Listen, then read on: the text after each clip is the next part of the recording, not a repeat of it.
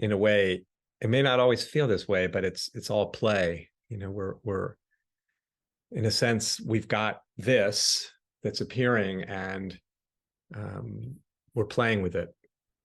Our exploration is a kind of playful exploration, investigating this, exploring this, discovering ways that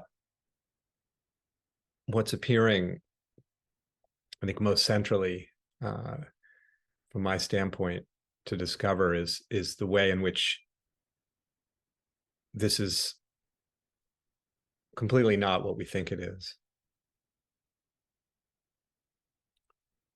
And I think it's fair to say that our primary idea, our principal idea underlying the whole panoply of ways we describe this is the sense that there actually are things appearing that have a kind of separate, autonomous existence from the whole, from the totality, from the ground. There it is. We can see the waves that have emerged and are, in a sense, have their own existence apart from the sea. But of course, we can look at this lovely image here and see that from one perspective that is true. We can talk about, oh, see the waves rolling in. But what waves? There's just an ocean moving.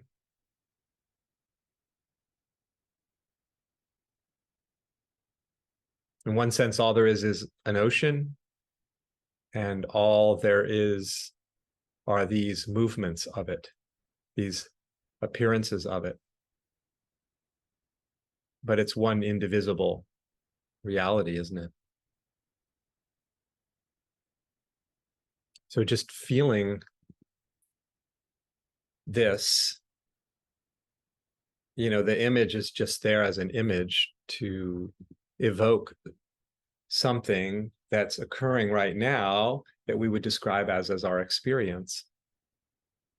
In other words, we're always exploring this. We're always exploring reality. And we are the reality. We are this that's appearing.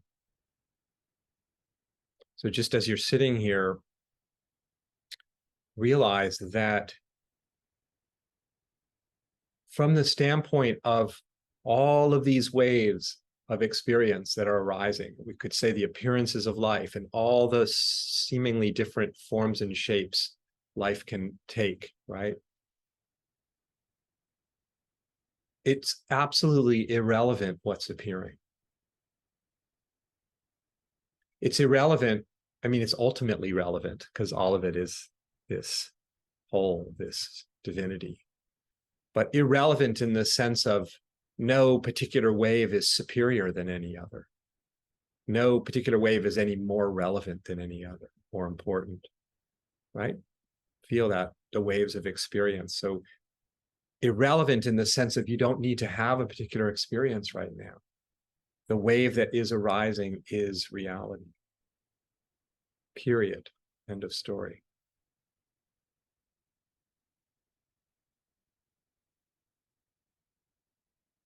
The wave that's arising doesn't make reality more present or less present ever. It just simply is the sea of reality, isn't it? This vast ocean of existence that's here doesn't depend upon the way that it's moving. In other words, it doesn't depend upon what's being experienced right now in any way, shape, or form, because all that's appearing is its expression, its radiance. Every wave of experience is the occurrence of this, the display of this. Everything, every wave-like moment, the ones that are here right now, real time, this is the only time we can investigate this. What's here now feeling that. And realize the feeling of this wave-like movement of experiencing is you're feeling reality's dynamic energy, always, no matter what the wave is like, no matter how it's appearing, right?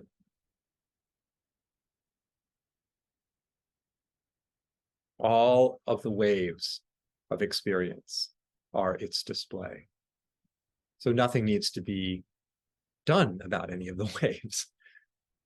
See? It's already accomplished. The ocean of existence is already accomplished. And here are its display, its ceaseless display of these wave-like forms of experience.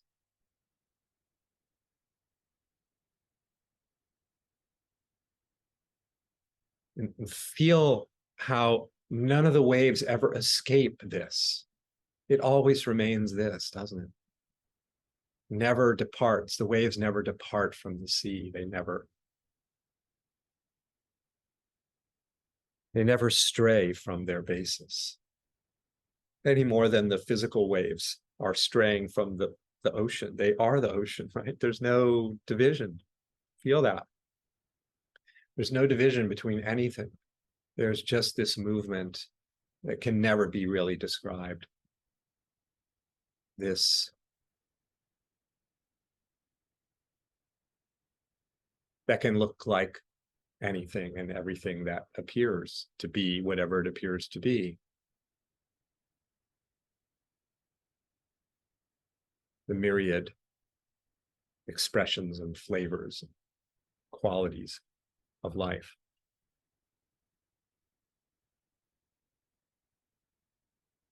So there's no special wave to experience.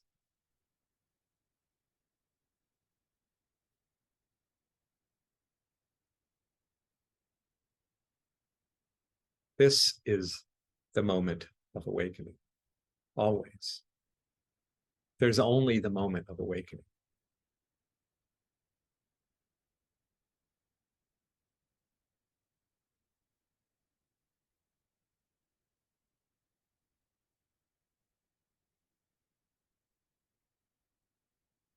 Every experience returns us to the basis of everything, because every wave is the basis of everything.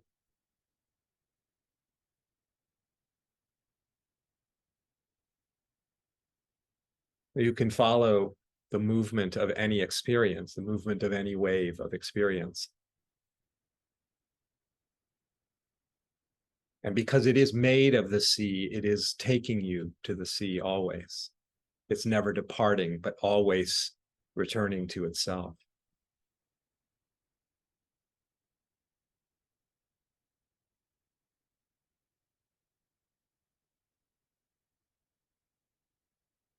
From this standpoint, there's no positive waves or negative waves,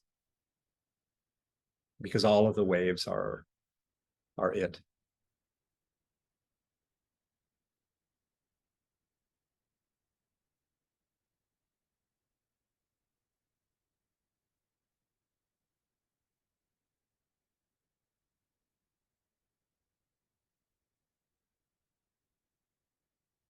No need to search for some better wave of experience, because the one that's presently here is the great perfection, reality.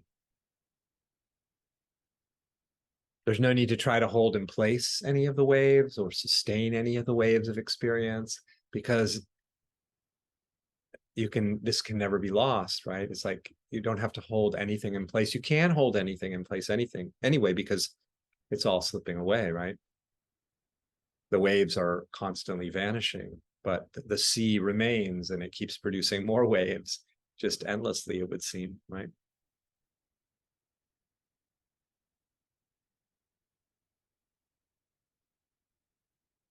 Nothing needs to be rejected. Nothing needs to be acquired.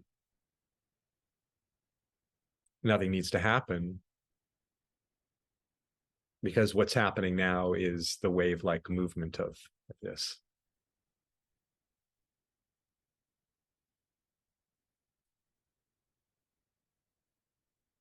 I mean, really, we could simplify suffering like this. It's looking for something else other than the waves that seem to be here now. Well, there's got to be some better wave than this wave. Some freer wave, some more vibrant, joyful wave.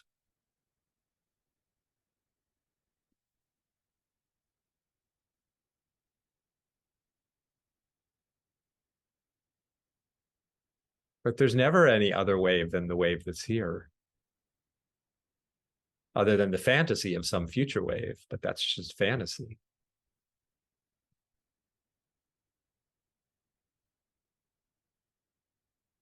All the time we spend on thinking about past waves that aren't here either. Where are they? There's this wave that's here now, and it's just slipping away, and then the next wave. And all of it, this movement of the sea of life, the sea of reality.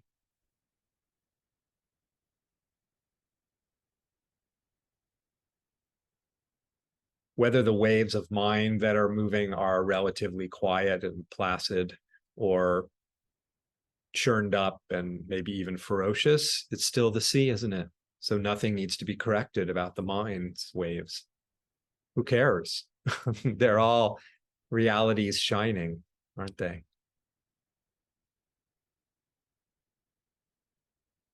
No need to struggle with any aspect of our wave-like experience, right?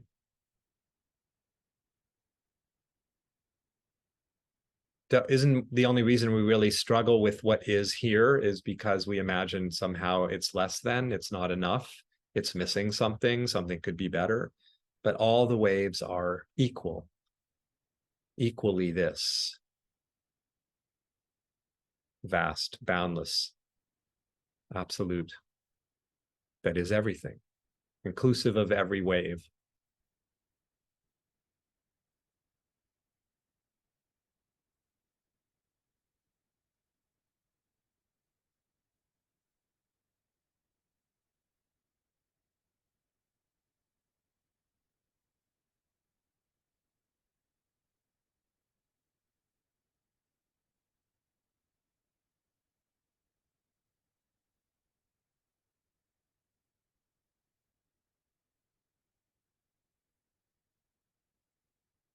Ocean of being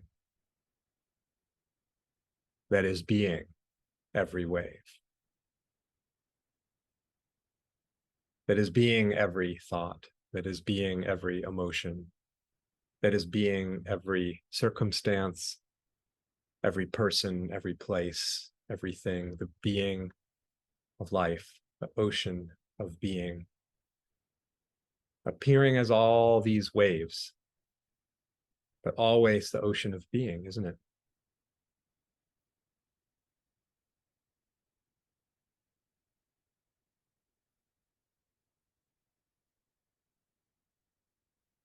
You look at the footage here, the ocean doesn't look any one particular way, does it? Every instant, it looks different, doesn't it? Unique. Every instant, it's not the same in terms of its appearance, right? Try to define the way it looks, the shape of the sea. Can't characterize it, right? Because it's ever changing. And yet it's always itself, isn't it? No matter how it looks. So in that sense, the definitions aren't very relevant. And they're also not very possible because you try to, you know, if I hit the stop button, you know, oh, well, the ocean kind of looks like that, right? The ocean of life. There it is. I can sort of paint a picture of it now because it stopped moving. I can define it, but nope, it isn't like that, is it? It doesn't stop, doesn't freeze, which is why we can't grasp hold of it and go put it in a box of understanding. Slips away. That's his freedom. uncapturable. It's free, like a bird without a cage.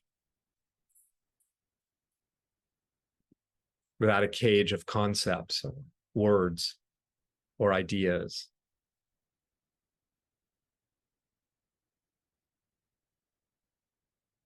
And we are that cageless bird that is utterly free of everything, of every idea, every thought. Whether or not thoughts are present is irrelevant, because nothing changes the inherent freedom of this. Nothing limits this. Nothing defines this.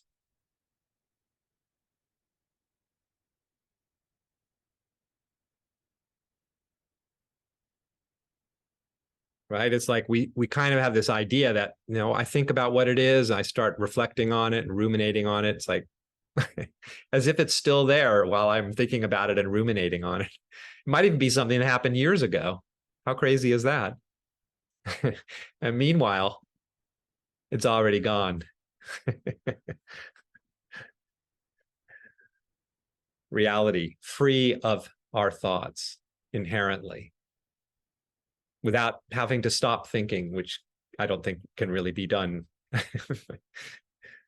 or needs to be done.